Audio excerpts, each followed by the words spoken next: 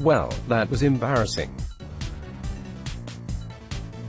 As an occasionally proud Australian, I'm not sure what is worse, going through the whole ball tampering scandal in Cape Town or sitting through the fiasco masquerading as our one-day cricket team currently attempting to tour England.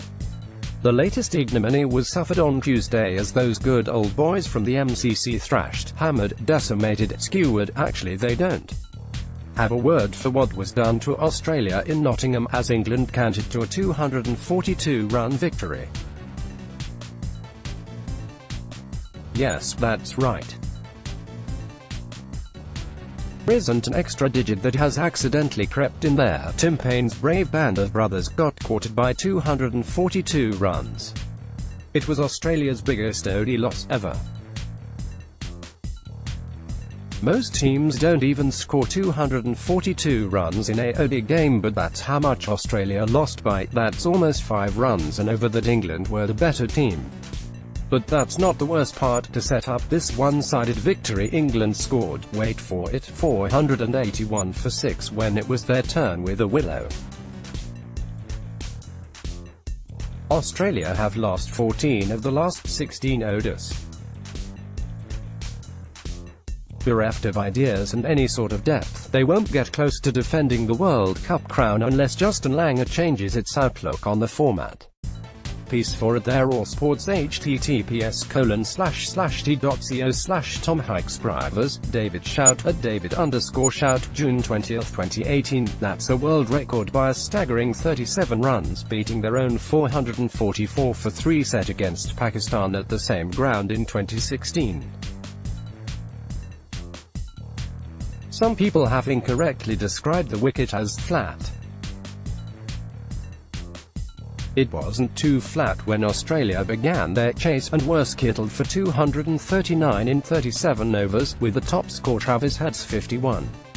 That knock would have barely rated a mention in the England batting order, with Alex Hales compiling a sprightly 147 off 92 balls, Johnny Bairstow taking the same amount of balls to score a brisk 139, Jason Roy, who looked probably the best of England's bats, with 82 off 61 before he was stupidly run out, and captain Owen Morgan with 67 off 30 at the end, helping push the score up to the 500 mark.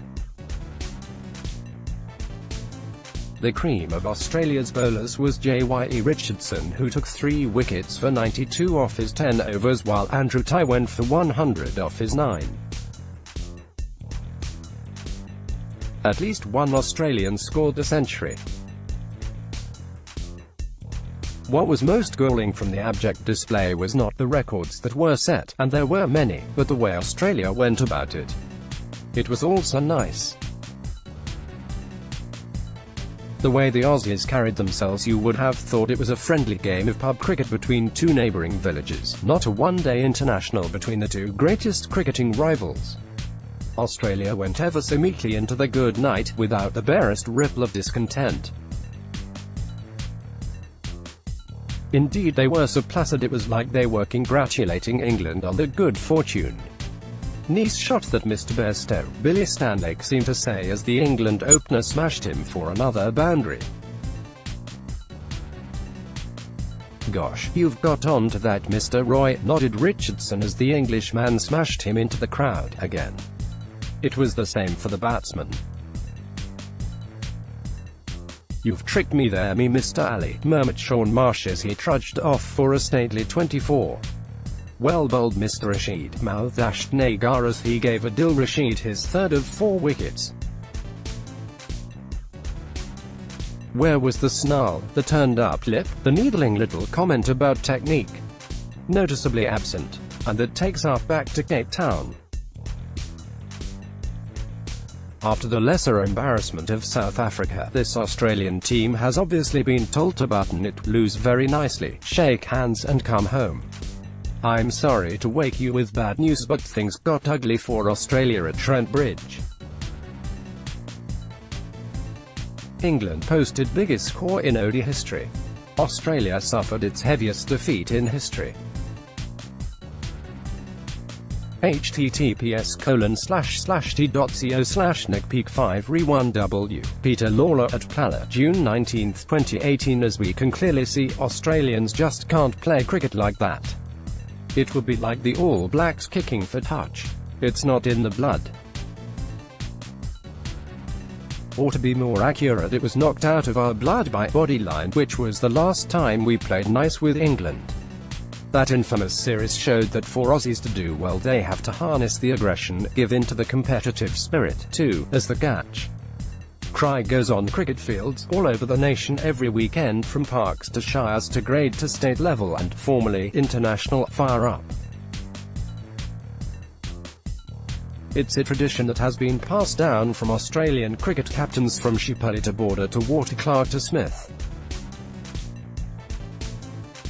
But it has stopped decidedly at Tim Paine, chosen precisely because he is a nice guy, because he was the last man in the Australian team who would ever say anything nasty to anyone, because he would lose very politely indeed, as England have done for centuries. That's what has happened to this Australian cricket team, they have become England. But fear not, Australian cricket fans, this period of nice losers won't last. Firstly, Australians won't stand for it. Ball tampering is bad, but losing to the Poms is much worse. Secondly, a chirpy young fellow called Virat Kohli is heading down our way, and nothing will fire up the Aussie bowlers Mitchell Starc, Josh Hazlewood and Pat Cummins, none of who are on this tour, than a true contest against an equally committed cricketing foe. Kohli, by his mere presence, will bring the Aussie fire back, and the Indian captain would not want it any other way. Beating Australia like this, well, it just isn't cricket.